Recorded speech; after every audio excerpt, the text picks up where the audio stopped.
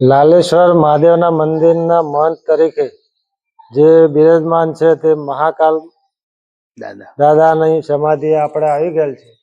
તો વિપુલભાઈ આપણને એ વિશે થોડી જાણકારી આપશે.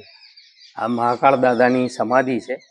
જે મહાકાળ નામ એમનું 6 જાન્યુઆરી 1974ના દિવસે એમના શરીરની અંદર ભગવાનનું સ્વરૂપ પ્રગટ થયું હતું અને એ દિવસથી એ જે કે એ બધું થાય. અને એક વર્લ્ડ રેકોર્ડ છે જેની અંદર 1494 રુદ્રાક્ષ છે એમના ગળા પર, માથામાં, પગના અંગૂઠા પર, ઇન્દ્રી પર, એવી રીતે 1494 1100 રુદ્રાક્ષ ધારણ કરે તો શિવ સ્વરૂપ કહેવાય. એમને છે 1494. એ જે કે એ બધું થાય. અત્યારે વરસાદ ના પડતો હોય ને પાડવો હોય એમને આપણે અરજ કરીએ તો વરસાદ પણ પડે. આ એમની અત્યારની સમાધિ છે. જે અધિક શ્રાવણ સોમવતી અમાસના દિવસે દેહ વિલય થયો હતો અને એને આજે 21મું વર્ષ પૂરું થયું છે. અને એમણે 35 વર્ષ સુધી અનાજ નહોતું લીધું. 2 કેળા, 2 પેડા અને કોફી એ એમનો ખોરાક હતો. આ મંદિર મહાકાળેશ્વરનું છે અને એનો પણ ખૂબ અનોખો ઇતિહાસ આ મંદિર ધરાવે છે. અને આપણા મિત્ર વિપુલભાઈ મંદિરની અંદર જ છે અને આ મંદિરની અંદર જવાનો રસ્તો છે. તો ખરેખર તમે મિત્રો જોવાનું આ વિડીયો અમારો ભૂલતા નહીં. ખૂબ જ સરસ મંદિર અહીંયા આવેલું છે. તો તમે જ્યારે પણ આવો મિત્રો તો આ મંદિરની મુલાકાત લેવાનું ના ભૂલતા. ખૂબ જ પુરાણું અને પ્રાચીન મંદિર છે. તો તમે મિત્રો આ જગ્યાએ આવજો એકવાર જરૂર. તો આપણાને વિપુલભાઈ પણ 2 શબ્દ કહેશે. આ મહાકાળનું સંહાર સ્વરૂપ છે અને 12મા રુદ્રનું સંહાર સ્વરૂપ કહેવાય છે.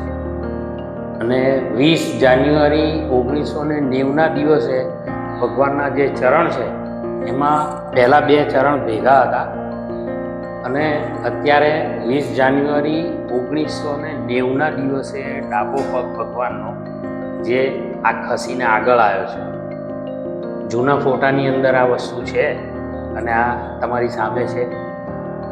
તો મિત્રો આ પણ એક સત્ય હકીકત છે જે વિપુલભાઈએ આપણને માહિતી આપી.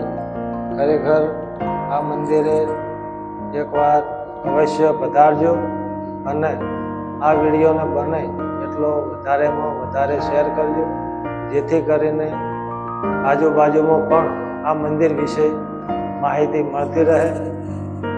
તો તમે આવજો જરૂર.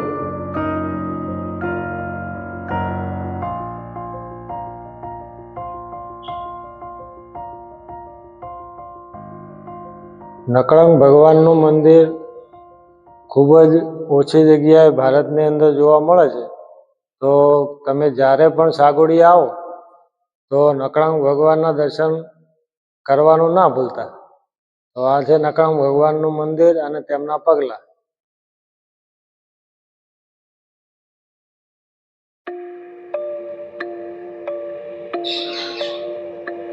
મિત્રો, આ અલૌકિક જગ્યાને હવે આગળ તમને બતાવવાની કોશિશ કરીએ.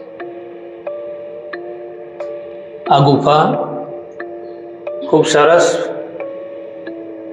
બનાવવામાં આવી છે. તો અહીં તમે આવો તો અદ્ભુત જગ્યાને ખરેખર મહેસૂસ કરવાનો જે લાવો તમે લેવાનું ભૂલતા નહીં. અને તમે અહીં બાળકોને લઈને આવશો ફેમિલી સાથે તો ખરેખર બાળકો આ જગ્યાને જોઈને બહારની દુનિયાને ખરેખર ભૂલી જશે અને ખૂબ જ આનંદ કરી શકશે આ જગ્યાનો. તો તમે આ જગ્યાએ આવવાનું, ફેમિલી સાથે આવવાનું ભૂલતા નહીં.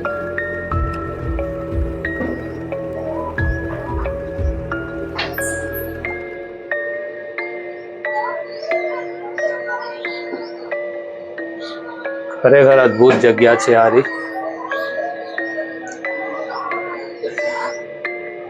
મિત્રો,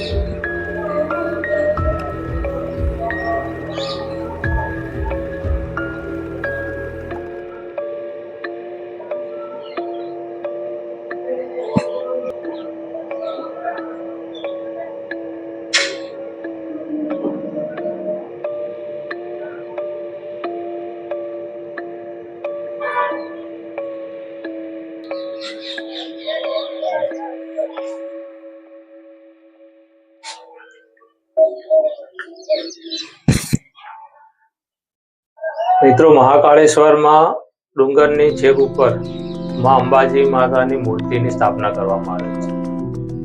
જે ખૂબ અદ્ભુત મૂર્તિ છે.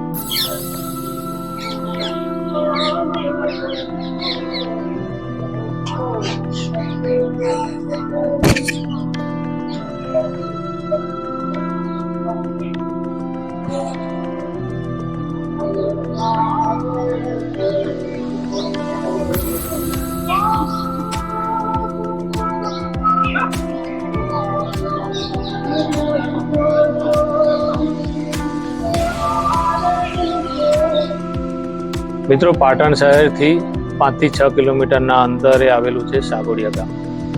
અને એ ગામની અંદર જાડેશ્વર મહાદેવ અને એની આગળ ગામની અંદર જે 3 મંદિરો આવેલા છે, જેની માહિતી આપણને આપશે મારા મિત્ર વિનોદભાઈ.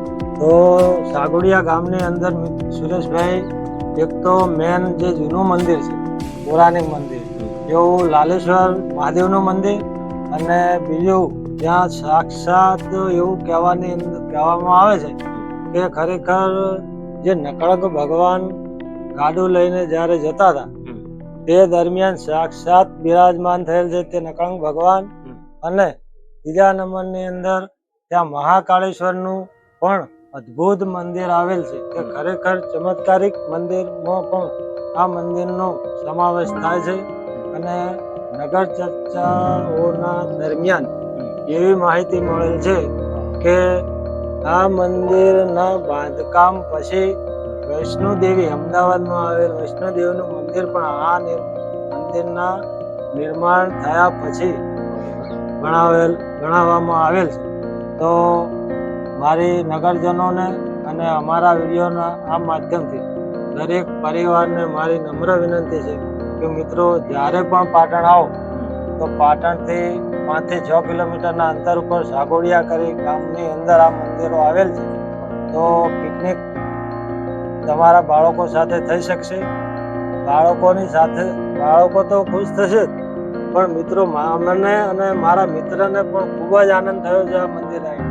તો તમે વિચારી શકો છો કે કેવું અદ્ભુત મંદિર હશે.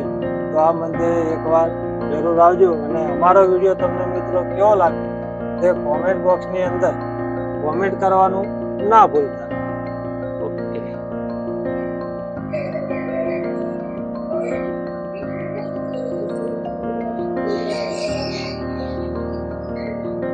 જય મહાકાલેશ્વર માં.